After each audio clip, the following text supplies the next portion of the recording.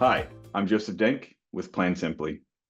Today we're looking at the very start of your snowball model.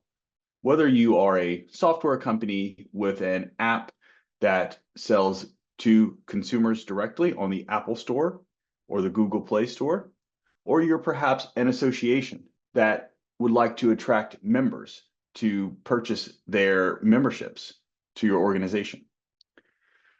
Either way, we need to look at what are the net new amounts of subscribers or members that we are looking to attract. In order to help us to do this, which as you all will be very familiar with, can tend to be quite complex, we have an amazing feature which we call Predictive Forecaster. What Predictive Forecaster will allow you to do is to leverage your historic number of new subscriptions in order to forecast forward those potential new subscriptions. Now, it's not just one algorithm. As you can see here, we can use a variety of different algorithms in order to help us best predict what our forward-looking subscriptions may be.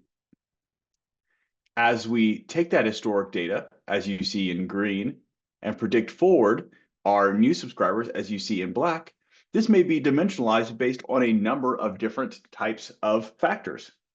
In some cases, like the case of associations, you may actually want to forecast this more on regions, or maybe it's a location or a chapter, as you will.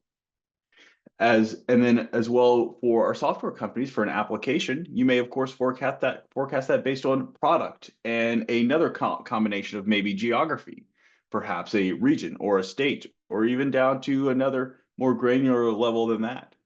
Either way, whatever that relevant dimensionality is for you, you can actually leverage that here.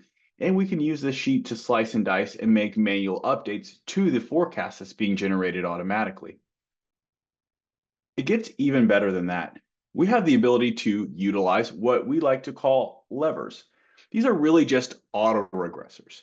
You're probably familiar with this concept from some of our mathematics classes back when we were in college or in high school when we learned about linear regression. Those different variables are really just ways in order to regress data, or it's a way to look at relationships between what we're trying to forecast and some other external factor. In this case, we're looking at the daily news sentiment. My apologies, I left the S off there. And as we look at the historic daily news sentiment, what the system is actually doing is it's looking at the relationship between the number of new subscribers and the daily news sentiment. As we say, for example, okay, going forward in 2025, we think maybe the sentiment is going to adjust a little bit. We have that ability to increase or decrease the sentiment by whatever the relevant value is that we would like to adjust it by. And then from this moment, we can simply rerun our forecast and understand how that change in sentiment has impacted our number of new subscribers we expect to see in the year of 2025. As we complete that, we can of course backtest our data. In the green area, this is our actuals layered in with what the forecast suggested. And as we can see here, there are a few methods. For example, our AutoFit, which seems to be quite close to what the historic actuals figures were.